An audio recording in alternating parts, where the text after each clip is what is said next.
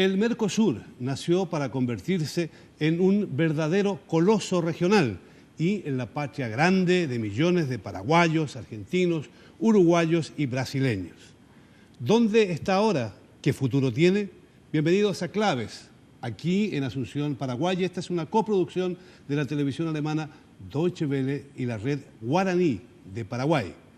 Mi nombre es Gonzalo Ernesto Cáceres y permítanme presentarles a mi compañero de conducción. Se trata del conocido periodista paraguayo Óscar Escobar. ¿Cómo estás, Gonzalo? Un placer compartir contigo esta coproducción de Red Guaraní y la Deutsche Welle, un programa que esperemos sea del agrado de nuestra gran audiencia latinoamericana y europea, por supuesto. Y quiero presentar a nuestros invitados. Buenas noches, Gladys. Soy Gladys Venegas, doctora en Desarrollo Económico y actualmente directora de posgrado de la Universidad Católica Nuestra Señora de la Asunción. Con nosotros está también el ingeniero Ricardo Canese. Bueno, buenas noches, placer. Yo soy Ricardo Canese, soy parlamentario del Mercosur y también soy coordinador de la Comisión de Entes Binacionales Hidroeléctricos que asesora a la Cancillería paraguaya en materia energética. Damos la bienvenida a Jean-Claude Pulfer. Muy buenas noches, un gusto estar en este programa. Yo soy presidente de la Asociación Paraguaya de Energías Renovables, que es una organización no gubernamental en la cual están asociados interesados y profesionales del sector de las energías renovables. Y en mi vida profesional me dedico como ingeniero consultor en ese ámbito específicamente de las energías renovables. Muchas gracias, Jean-Claude. Muchos fueron los visionarios y grandes las ilusiones de los padres y madres del Mercosur. Pero, ¿es el Mercosur hoy esa organización fuerte y sólida que se prometieron los fundadores? Es una organización sólida en cuanto a su institucionalidad, en cuanto a lo que es el tratado, en cuanto a lo que busca, pero es una institución débil en cuanto a los resultados que ha obtenido. Entonces creo que en términos de los pasos que se han dado para la consecución de ese Mercosur, de ese mercado común, ha quedado muy corto. ¿Y por qué? ¿A qué se debe eso? Principalmente porque no se avanzaron o no se avanzó en todos los otros pasos que deberían darse para avanzar hacia un mercado común. Solamente se quedó en lo que diríamos es la parte comercial, los acuerdos relacionados con la liberación del comercio, un poco en lo que sería el Mercosur social, que tiene que ver más en el área educativa, donde se han establecido acuerdos, pero fuera de eso muy poco, o diríamos pasos muy incipientes que no llegaron a cuajar y no llegaron a dar los frutos que para estos 20 años deberían haber dado.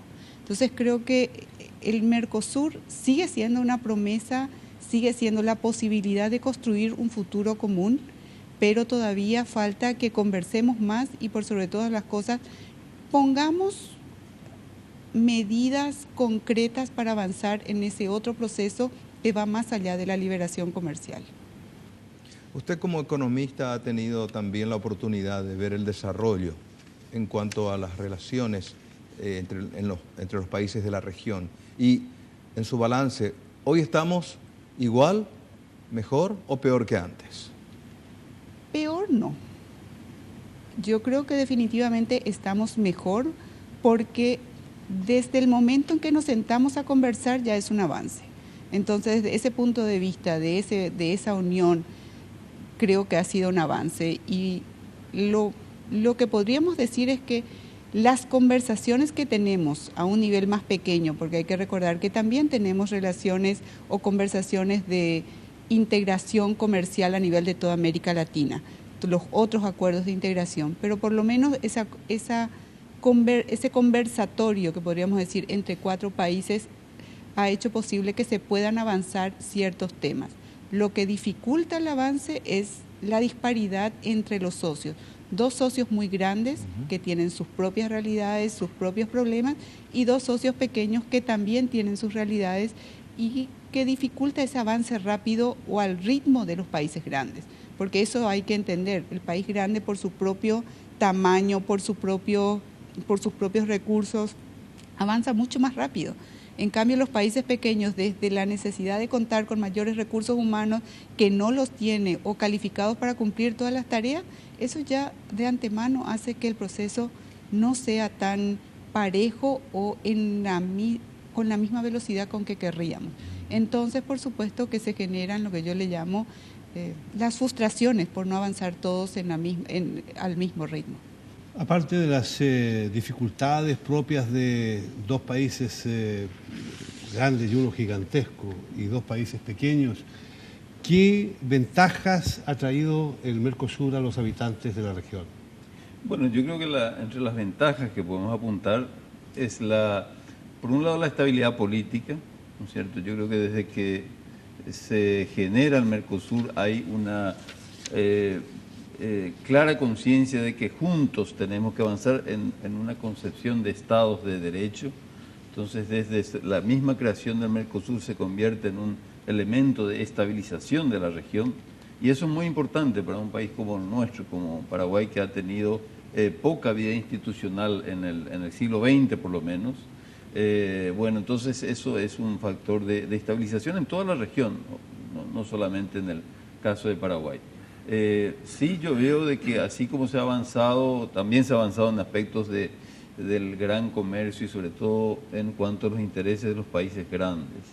Pero lo que apuntaba acá Gladys, yo caracterizaría como el problema de la asimetría, que han tenido también en Europa, pero donde ha habido una comprensión y donde países como Alemania o Francia han dado un apoyo muy significativo a las regiones y países menos desarrollados. Acá, si bien hay intentos muy tímidos, como el FOSEM, en realidad esas asimetrías se mantienen y hasta se acentúan. Ahora tenemos trabas concretas en materia de integración energética, por ejemplo. O sea, si bien todo tendría que poder circular libremente en la región, la energía no puede circular libremente. Y a propósito de eso, las energías renovables pueden contribuir en cierto modo a dinamizar la economía de la región, puede servir para sustentar ese desarrollo económico entre los socios, particularmente que poseemos entidades binacionales como Paraguay con Brasil y Paraguay con Argentina. Absolutamente. Bueno, creo que hay que diferenciar justamente entre esos entes binacionales que están regulados por tratados que fueron firmados en los años 70, durante la época de dictadura todavía, y esos tratados siguen vigentes y evidentemente tienen ciertas desventajas para el Paraguay. Ahí las manos están atadas. La energía excedente, por ejemplo, que tiene Paraguay no puede disponer libremente, sino tiene que exportar a su socio del respectivo tratado, Brasil y Argentina respectivamente. Pero Argentina, por ejemplo, es un país que tiene un déficit de energía, y Brasil también, y Paraguay tiene un excedente. Entonces Paraguay tiene una oportunidad importante de generar en forma distribuida en su territorio, con distintas fuentes renovables de energía, como sea la energía solar, la energía eólica, la energía hidráulica a pequeña escala, pero también la biomasa, que es importante. El crecimiento de la vegetación es muy grande en el Paraguay por el clima que tenemos. Hay realmente un potencial importante para generar electricidad y también biocombustibles para la exportación. Lo interesante sería saber por qué no se hace o qué se debería hacer para que proyectos de esa naturaleza se puedan convertir en una realidad. Bueno, creo que es por falta de conciencia entre los mismos tomadores de decisiones y también los inversionistas. Bueno, últimamente hay algunas iniciativas que van hacia un buen camino. Por ejemplo, hace 15 días se formó una mesa interinstitucional en el Ministerio de Industria y Comercio entre gremios del sector privado y representantes del gobierno para desarrollar una estrategia en forma consensuada, cómo las energías renovables podrían, digamos, qué es lo que habría que hacer para fomentar esas fuentes de energía para que puedan dinamizar nuestra economía. ¿Cómo se balancean los intereses? ¿Qué se hace para que haya un cierto balance entre los grandes como Brasil y Argentina y los pequeños como Paraguay y Uruguay? ¿Existe algún mecanismo, existen posibilidades de que, digamos, haya un balanceo justo? Lo que podemos decir ¿O es la diferencia entre la hormiga y el elefante? Tampoco es eso, ¿no? Creo que el mecanismo que establece el Mercosur es el mecanismo de toma de decisiones por consenso, pero en temas importantes y en temas estratégicos yo creo que priman los intereses de los socios mayores, porque diríamos lo que está en juego en un momento determinado es mucho mayor que el interés de los pequeños. Entonces creo que el mecanismo existe. Ahora, ¿cómo se toman esas decisiones en el momento preciso? O muchas veces cuando existen dificultades se recurren a otros, diríamos, a otros mecanismos que no son los establecidos en el tratado. ¿Es esa concretamente la experiencia del Paraguay? Yo creo que sí, porque cuando tenemos problemas dentro del Mercosur vamos a los lineamientos que establece la LADI, por ejemplo. Entonces vamos surfeando, diríamos, las dificultades dentro de otros marcos y otros esquemas de integración que también los tenemos. Entonces, lo que no podemos resolver dentro de esto y con esto, nos vamos a otro tipo de mecanismos. Y particularmente se ha utilizado mucho el mecanismo de ALADI. Me dicen que aquí mismo en Asunción hay una especie de corte internacional de reclamos. ¿Y qué pasa? ¿No funciona? ¿Es un elefante blanco? No funciona. Es una corte con, digamos... Un tribunal internacional. Optativa. Uno de los problemas, y nosotros en el Parlasur, como bancada paraguaya, hemos exigido que se constituya una corte en el Mercosur, porque no hay justicia. Y esa es una de las diferencias con relación a la Unión Europea, donde la Unión Europea, primero Comunidad Económica Europea, surge ya con un tribunal de la comunidad. Acá no hay justicia, digámoslo, ya es una frase inclusive un poco dura. Cuando no hay justicia en un país, ¿en qué estamos? Estamos ante una dictadura. O sea, acá estamos ante la dictadura de los más fuertes. Nosotros como Parlasur, por eso hemos hecho una decisión que la tomamos en abril de 2009, por unanimidad. El Parlasur, salvo la bancada uruguaya, una parte de la bancada uruguaya, pero la bancada brasileña, argentina y paraguaya, y la mayoría de la bancada uruguaya tomamos la decisión de que exista un tribunal de justicia del Mercosur y que el Parlasur tenga más atribuciones, porque ese es el otro problema. Como Parlamento no tenemos más que la atribución de elevar recomendaciones.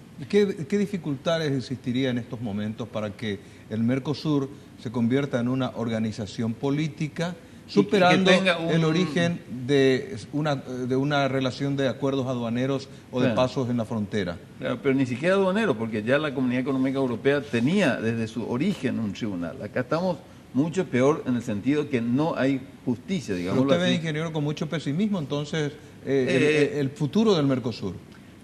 Los grandes tienen que darse cuenta de que tienen que estar dispuestos a someterse a una justicia, por ejemplo. Si el grande no está dispuesto, es como el patrón que dice, no, acá la ley soy yo, no hay código electoral, no hay código laboral, no hay justicia y yo marco la ley. Bueno, ¿qué es eso? ¿Fue un error haber firmado ese tratado? No, nosotros, y en Paraguay, yo soy muy partidario del Tratado del Mercosur, porque tenemos el derecho del pataleo, por lo menos, y tenemos el derecho de decirles, señores, cumplan. El Paraguay, que está en el corazón de América, su futuro está en el Mercosur, en UNASUR inclusive. Nosotros en ese sentido somos bastante distintos de Uruguay. Uruguay tiene por lo menos costa al mar. Nosotros tenemos que pelear acá adentro. Y vamos a pelear. Pero hay una persona que le gusta vivir en países que no tienen mar. Jean-Claude, es suizo. Ahí es está. suizo. Por eso. Entonces está aquí viviendo ya 14 años en Paraguay. Jean-Claude, ¿cómo los europeos, ya sé que los suizos no están en el juego de la Unión Europea, pero cómo los europeos han encontrado caminos para hacer frente a problemas como el de la mediterraneidad y cómo pudieron desarrollar un equilibrio entre grandes países y pequeños países? Bueno, creo que la conciencia que los europeos tienen un destino común, ¿verdad? Ahora la discusión es hasta dónde va Europa realmente, cultural y geográficamente. A los Algunos Alpes, de todas dicen, maneras. a la frontera donde empiezan los países musulmanes, ahí termina Europa, ¿no? Otros dicen va hasta la cordillera del Ural, que es el contexto geográfico normalmente consensuado. Y después estamos los suizos en el medio, que decimos nosotros no queremos entrar en la Unión Europea porque nos manejamos muy bien solos. A pesar que cada vez más Suiza tiene que adoptar, por ejemplo, la legislación de la Unión Europea en forma forzosa prácticamente. Existe un acuerdo bilateral entre la Unión Europea y Suiza que se vuelve cada vez más complicado sostener y tarde o temprano va a tener que entrar. En la década del 60, a Uruguay se lo conocía como la Suiza de América. Sí. ¿Paraguay puede, doctora Gladys, ser alguna vez la Suiza de América? Podría, porque tenemos todos los recursos. La cuestión aquí es tener que trabajar los recursos. Dinero hay en términos de recursos. Lo que creo que necesitamos en este momento es mayor, lo que yo le llamo, sentido de urgencia, de que es para hoy, no es para mañana. Entonces, ese sentido de urgencia de que las cosas las tenemos que resolver hoy, que tiene 24 horas, que podemos hacerlo, que podemos tomar decisiones, que podemos avanzar. Yo creo que si tenemos ese sentido de urgencia podemos avanzar. ¿Y el plan estratégico quién lo formula hoy? El plan ¿La estratégico, clase política está capacitada para eso actualmente? Dos cosas. Creo que en el plano estratégico es una decisión juntos de dos, porque son las empresas las que establecen la manera en cómo van a competir y el Estado, el gobierno en ese caso, el que va proporcionando eso. Pero si no tenemos esas empresas, esos empresarios y esa ganas y voluntad de hacer y emprender las cosas, creo que es imposible que el gobierno lo haga. Yo parto de la idea de que son las empresas donde deberíamos comenzar a establecer todo ese plan. Sin duda alguna, y hemos revisado, o mejor dicho, hemos dado unos pincelazos de lo que son algunos de los problemas del Mercosur, quizás los más urgentes. Sin embargo, llama la atención que estamos hablando de 4 gobiernos de izquierda. Sí. En los 4 países de Mercosur hay gobiernos que de alguna manera piensan en la misma dirección. ¿Qué impide tomar medidas para que las cosas sean de otra forma? Realmente es notable, es muy cierto lo que decís. Sí, yo creo que los intereses, los fuertes intereses que siempre hay, le impiden, parece que sobre todo a los grandes países, a ser un poco más generosos. Existe una especie de frustración. Doctora Gladys, ¿usted recuerda que cuando hace 20 años se formuló el Tratado de Asunción, Mercosur en vigencia, las empresas privadas en particular decían, bueno, por fin se abre un mercado de 250 millones de habitantes para vender nuestros productos? Y pasaron los años y existen empresas que están cerrando por no poder exportar sus productos apenas a un vecino. Estamos con los problemas que llamamos el proteccionismo nuevamente en la década del 60, con una situación mundial que de alguna manera hace que los países se vuelvan más proteccionistas. Tanto en Europa, en Estados Unidos, vemos ahora el problema entre Brasil y México también como en la industria de autos. O sea, problemas concretos en los cuales están por ese proteccionismo. Ahora, el problema nuestro, diríamos en Paraguay, que donde las cosas no cuadran, es cuando lo que nosotros exportamos no le hace mella dentro de la producción de ese país. Es decir, somos tan pequeños que no hacemos y no tenemos. Entonces, desde ese punto de vista es que creo que la insatisfacción o la bronca de la gente contra el Mercosur tiene razón. ¿Por qué? Porque es tan poco lo que se exporta dentro de ese paquete total que somos como parte de los otros grandes países que están perjudicando al otro. Entonces yo creo que ahí, en esas políticas, son como estas políticas de empobrecimiento al vecino, que creo que el Mercosur debería dejar de debería propiciar mejor. Creo que debería haber un diálogo mucho más claro de quiénes son nuestros socios y qué tipo de medidas estamos haciendo. Y Jean-Claude quizás nos puede contar si estas dificultades que han habido para llegar a un acuerdo comercial amplio entre la Unión Europea y el Mercosur tienen que ver con esas líneas proteccionistas mundiales o tienen que ver en gran parte también con las dificultades internas del Mercosur para conseguir un acuerdo de esa naturaleza. Bueno, yo personalmente creo que es un poco de las dos cosas, porque la Unión Europea está buscando un socio fuerte y consolidado y no quiere resolver la Unión Europea los problemas que tiene el Mercosur internos, ¿no? Entonces está un poco a la espera de retomar, porque hace más de 10 años que se habla de un acuerdo entre los dos bloques económicos. Y creo que los dos grandes, especialmente Brasil, actúa en forma muy egoísta de cierta manera, porque ellos tienen un mercado interno enorme, pero al mismo tiempo una industria muy diversificada, muy competitiva, y puede satisfacer su demanda interna con la producción nacional. No necesitan... Cosa que no ocurría antes cuando se formó el Mercosur, y tenían unas necesidades energéticas y de alimentos muy grandes, ¿no? Y que eso ayudó a la formación del Mercosur. Claro, yo creo que en el fondo son políticas que han tenido Argentina y Brasil y que se exteriorizan o se agudizan, pero de alguna manera siempre ha habido, yo no diría solamente proteccionismo, ha habido prácticas, digamos, hegemónicas, prácticas hegemónicas. Nosotros hemos padecido esas prácticas hegemónicas desde la colonia, ¿no? Digamos, desde la independencia. Y creemos que el Mercosur debe ser una instancia superadora, o sea, que sirva para reducir las asimetrías.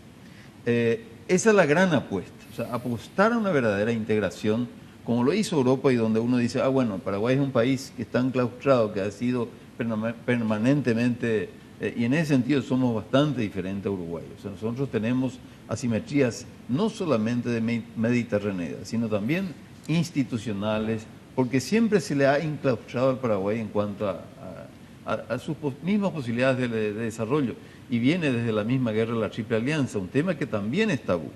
Cuando yo planteé en el Parlamento del Mercosur hacer un memorial de la guerra de la Triple Alianza, una guerra de hace 140, 150 años atrás, hasta ahora no se aprobó.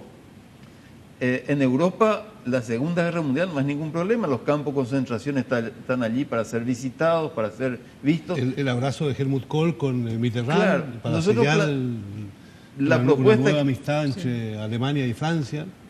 Mi propuesta era que todos esos campos de batalla, todos esos monumentos sean monumentos históricos del Mercosur, porque hay sitios de batalla desde Uruguay, Argentina, Brasil, Paraguay. Desde luego están más en Paraguay. ¿Y por qué no avanzó esa propuesta? Y bueno, esas son las cosas, los archivos que están paraguayos robados en esa guerra, no van a ser liberados para su conocimiento público. Es una cosa muy importante la que tú dices, yo creo que da para que hagamos una vez un programa especial, porque ese problema que se da aquí se da en toda América Latina. Sí. Y estamos viviendo de un pasado de guerra que tenemos que superar. Que deberíamos, creo yo, analizarlo con una perspectiva de futuro completamente distinta. Pero en fin, siguiendo con el tema local, Mercosur, resulta que ahora nos vemos enfrentados a una nueva organización, UNASUR. Tenemos la UNASUR para hacer con la UNASUR lo que no hemos hecho con el Mercosur.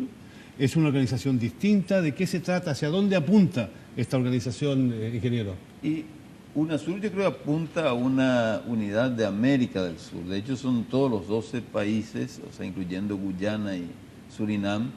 Y creo que es un complemento al Mercosur. ¿Es la tabla de solución para los problemas del Mercosur? Yo no creo que sea la tabla. Yo creo que puede ser una buena complementación y después pueden converger inclusive. O sea, en la medida que el Mercosur avance más en lo económico y vaya teniendo más socios adherentes, y quizás UNASUR avance más en lo político, hay materias de defensa, por ejemplo. Si bien, ojo, UNASUR también está proponiendo un tratado de integración energética, también temas fundamentales. Quería ir al tema ese precisamente. Entonces, temas muy importantes. Yo creo que tenemos que pensar una convergencia. Nosotros como país, yo le diría, tenemos intereses estratégicos en que se abra la cancha, que entren muchos más actores.